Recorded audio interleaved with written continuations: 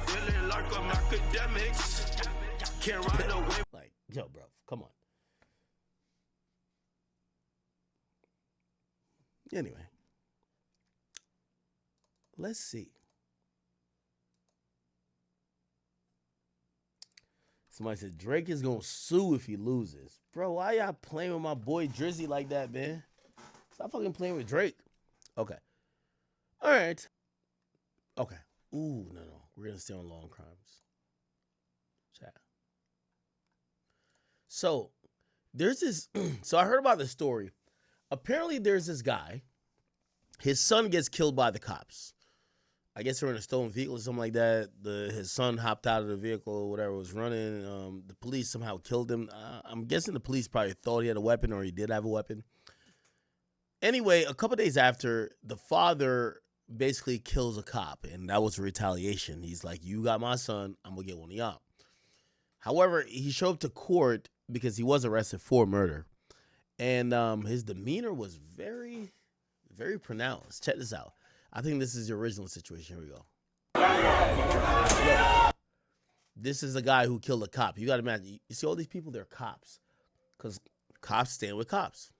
Chaos at court as a man accused of killing a sheriff's deputy a day after his son was shot by a police officer asked to be released on bail.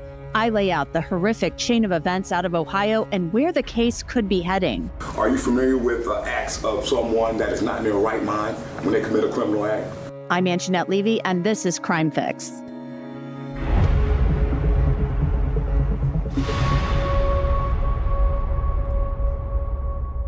Before I get into this case out of Ohio, I want to talk a little bit about true crime news and law and crime merch. The law and crime man named Rodney Hinton Jr. deliberately drove his vehicle into Henderson at this intersection. Deputy Henderson was rushed to the local trauma center, but there was nothing that could be done to save him. Within hours, he passed away from these devastating injuries. You're probably asking yourself, why would anybody deliberately drive a vehicle into somebody, much less a sheriff's deputy who was directing traffic at a college graduation? Well, police say Rodney Hinton Jr. did this on purpose, possibly to avenge the death of his son, Ryan Hinton. Ryan Hinton was 18 years old, and a day earlier, a Cincinnati police officer shot and killed him after encountering him and some others in a car that had been reported stolen out of Kentucky. Here's the police chief. Officers across the country confront dangerous situations every day, sometimes more than once a day. They are often compelled to make split-second decisions to protect others and themselves when faced with immediate threats. Yesterday was one of those occurrences. Let me be very direct. We cannot allow individuals to flee from officers with a loaded firearm aimed at them. When this happens, the outcome is almost always tragic. No one wins, and everyone involved is affected. Police Chief Teresa Thigi outlined what occurred. It's something the Cincinnati Police Department does within 24 hours of an officer-involved shooting taking place. Where the incident occurred is at the dead end of the parking lot back here. You'll see vehicles there now. You'll see a photo. The stolen car that we're going to talk about was backed into a parking spot back there.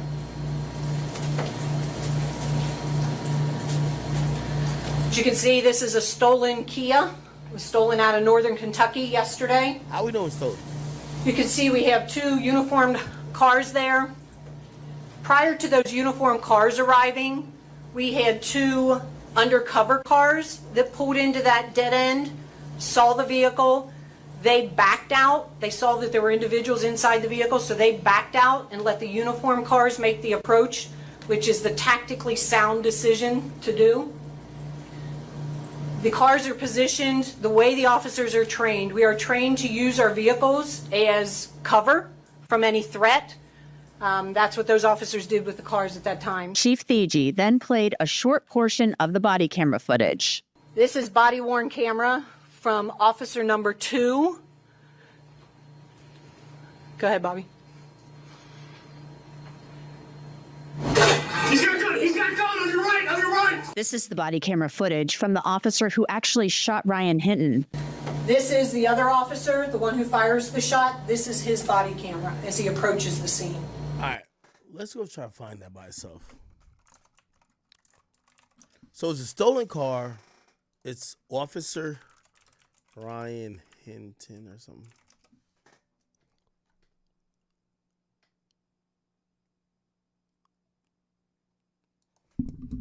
Body cam. Let's see if we can find it.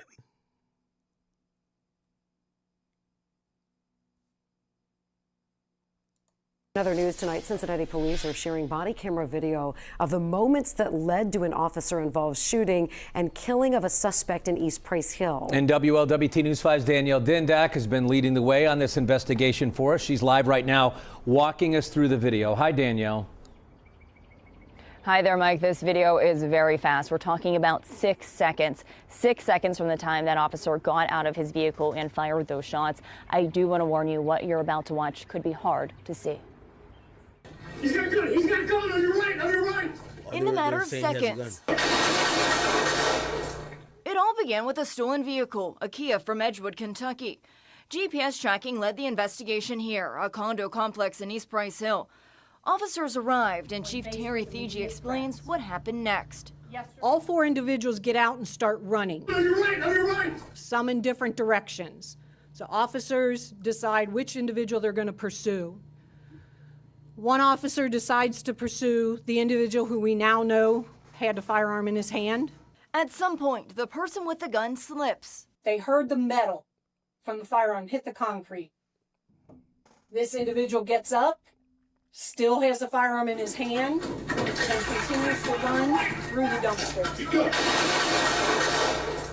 The officer who fired the shots was chasing another suspect before he made contact with the armed suspect. The officer who did destroy Rounds were Let me be very direct. Stolen Kia. All right. So anyway, that happened, and then watch how this nigga walked in the court, man. This nigga walked in the court like a And the 2 uniformed Sheriff's office, but they're written out of ballistics. Okay. We left out of the police chief's office, and a few hours later, I was made aware that Rodney had an incident with a police officer that resulted in the officer's death. But again, we are here because we represent the estate and the police-involved shooting. Rodney Hinton left the meeting with the police chief, and sometime after that is when police say he intentionally drove his vehicle into Deputy Larry Henderson. A probable cause affidavit states a Hamilton County Sheriff's Office deputy was standing on the sidewalk at the corner of the intersection outside of the lanes of travel where he was engaged in traffic control. The deputy was wearing a uniform and a fluorescent traffic vest. Based on witness statements and evidence of... All right, they're getting deep into the woods with this. Chat, I'm going to be honest with you. If the police killed someone's child and they felt that it was unfair enough, even without much information or not, and they wanted to go rob for their child, you got to just chalk it up to the game. It looks like the officers and the police are trying to give reasons why they had cause to kill this guy. If anything, I think it works in the opposite way, where the father probably has cause to give on why he killed an officer because he felt they were responsible for the death of his son. So at the scene, the defendant drove across oncoming lanes of traffic through the intersection and directly at the deputy, who was struck by the vehicle, causing injuries to the deputy.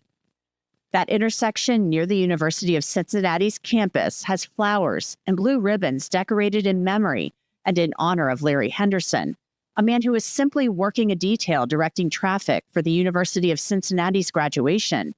He worked at a different agency, the Hamilton County Sheriff's Office, than the police officer who shot Ryan Hinton. Larry Henderson had absolutely nothing to do with what happened to Ryan Hinton. On Monday, Ryan Hinton's family stood with their lawyers, distancing themselves from what Ryan's father is accused of doing, intentionally murdering Deputy Henderson. We're here because we represent the estate of Ryan. We're not here to... The point of what I was trying to say is that when it comes to like this, I think there's a lot of people who have empathy for him. He's like a Luigi Mangione type of person. We're not going to agree with exactly what he did, but we understand the sentiment behind it to say we're sick of certain shit, certain entities concealing crimes, doing what they want to do. No one's having any type of repercussions or consequential actions to their thoughts or whatever they do. But then you see someone who is on that, right? Like I believe that this guy, I don't think he had much thought to it, but I think people could identify with him because he is a father wanting to get to know his kid, get to raise his kid, and then his kid gets killed, and now he kind of becomes radicalized, or he says, I bet an eye for eye. You know what I'm saying? After court resumed, with Hinton's lawyer asking for bail for him and entering a not guilty plea on his behalf. Judge, I'm going to waive probable cause as a result of being acquainted with the case. I'm waiving probable cause. Thank you so much. And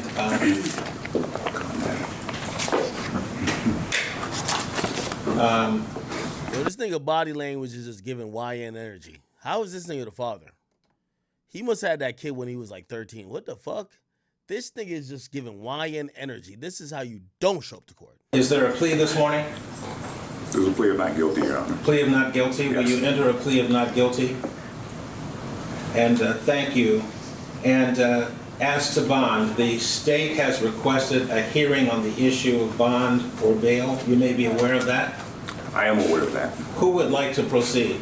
I'm proceeding, Your Honor. Thank you. Meanwhile, a detective testified about what happened that day. Tell me what he did after he stopped.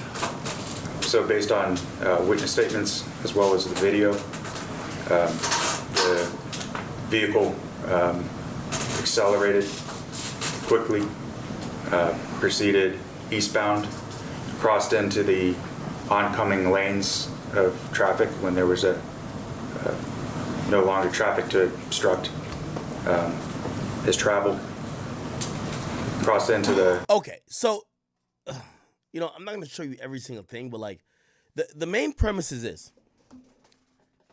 They found his son in a stolen vehicle. They chased his son, and they supposedly, killed his son because they believe he had a weapon on him. I don't know if he had a weapon on him. Maybe he probably did. The mere fact we haven't heard that about the storyline, maybe he did, right? Okay, the father is mad that his son got killed within like 2 or 3 days. He basically drives his vehicle into a situation or to run over a person who were just a cop. So he wanted to get his get back. You know what I mean? Now I don't think he killed the cop that killed his son, but in his mind, he felt he got a cop back for killing his son, if you get what I mean. The oncoming lanes of traffic went to the left of those little stanchions that are in the middle of the roadway, into the oncoming lanes, through the intersection.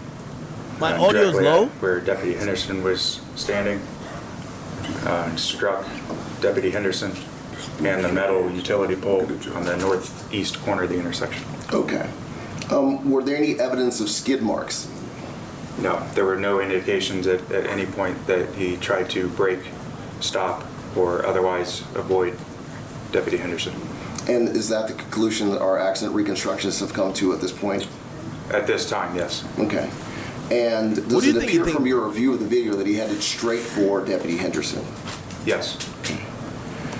And did any of the multiple witnesses that you spoke to and the people that were in the vehicles that were surrounding him, the people that were on scene, did anyone indicate that any attempt to slow down or deviate his path straight to Deputy Henderson? No, everybody said that he accelerated and was traveling at a high rate of speed all the way up until the time that he struck Deputy Henderson. Okay. And when he struck Deputy Henderson, was the deputy injured? Yes. Okay. And what happened after he struck Deputy Henderson? Deputy Henderson was launched several feet through the air. He came to rest in a turn lane several feet from where the collision occurred. Rodney Hinton's defense attorney then questioned the detective. Judge, first of all, I would like to offer on behalf of the Hinton family and myself, prayers to the Hinton family, prayers to the family of Larry Henderson, the fallen deputy, and I thank the court for having a fair assembly in the courtroom today. With that, I'd like to ask you a few questions, not a lot, okay? Now, here's the thing, and this is kind of like a race debate as well, because we see most of the police officers, they seem to be white. Some people also kind of, we haven't heard what he's saying, but people are like, oh, well, he's probably he probably crashed out because, the people who have done this to him are, of a different skin color. And, if he was white, because people think about the Luigi Mangione shit, even though that wasn't racial, they're like, yo, when white people get into these situations where they're basically doing a murder to prove a point or to stand for some other shit that's bigger than just them, they get a bunch of people on the cash apps, or not really cash apps, but like the, they get a lot of money on, they get a lot of people supporting them monetarily just for their plight, because they're like, yo, you're brave enough to do what a lot of us won't do. I don't know if that's the case with this guy. I don't even know if he has a GoFundMe at all. You said that Mr. Hinton left the police station around 12:30. CIS. He initially left around 10:30. Came back and then left again. And then returned a couple hours later, yes. And you said that individuals that know Mr. Hinton, his family members, were saying that he appeared to be agitated, upset, and so forth, correct? Yes. Okay. And you don't know the source of that that agitation or that distraughtness, do you? If you know, you might not. I don't think you do, but you have to answer the question. The source of the agitation? Yes. Well, I would assume it was because of I believe it was because of the video and the reason that he was at CIS. Do you know the mental history of Mr. Hinton? No, I do not know detailed mental history. Right. Do you know whether or not he's had any medically documented infirmities or conditions? Do you know that? You don't, do you? No, I do not. After bond was denied, the sheriff gave a brief statement. He was a 33-year career deputy for our department. He retired approximately 5 months ago, and he continued to serve. And by the way, to give my full opinion on this is like, it's hard to be on. I know some of y'all be like, well, white people done it, bruh. He ain't even killed a nigga who killed his son, bruh. From what I know. Tell me if I'm wrong. He ain't killed a nigga who killed his son. He just killed a cop. So in reality, bro, if you gonna crash out and really lose your life like that, at least target it to the right person, my nigga. I don't know if I can fuck with you just because you're like a crash out that's gonna just pick some random shit or random people to sacrifice your life to. I don't know. Under oath, and he was directing traffic that day at what would have been a very, very joyous occasion for the University of Cincinnati graduates. Unfortunately, you know what unfolded, and we have lost Larry. Larry has been a deputy who has been so extraordinary. We've retired his badge number. Badge number 129 will be retired. Larry touched so many lives in this organization because he was a trainer, because he worked in so many specialized units. And Larry was very animate about the... Yeah, Chad, I can't respect it, bro. Like, yo, if you just kill a random cop, my nigga, I think you a dumb crash out. Like, at least go kill the nigga who killed your son. Because, yeah, you got a police department type, but now, my nigga, like, at the end of the day, you're going to jail for life. And then you know how the police department get down. You should know how all law enforcement authorities and everything else get down. They're going to torture your family. They're going to be torturing your family for life. And you're going to be in jail, not being able to do nothing about it.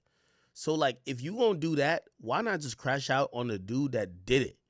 Figure out who did it. Like, come on, it's a cop. So you go crash out on him individually. Why the hell would you just do all that to just... The fact that he stay on the front line. He did not wish to take exams to be promoted because Larry's service was on that front line. And I have to tell you, that is bravery extraordinaire. When deputies decide that they want to be out there facing every day to day, that's a sacrifice, and it's a sacrifice for his family, and they have made the ultimate sacrifice. I want to bring in Ken Kober. He is the president of the Fraternal Order of Police in Cincinnati, Ohio. So, Ken, this is a shocking turn of events. We have... All right. I'm not getting that deep into it. Okay. All right. Chat, we're kind of jacking for topics here slightly. There's not too many big developments. Let me see what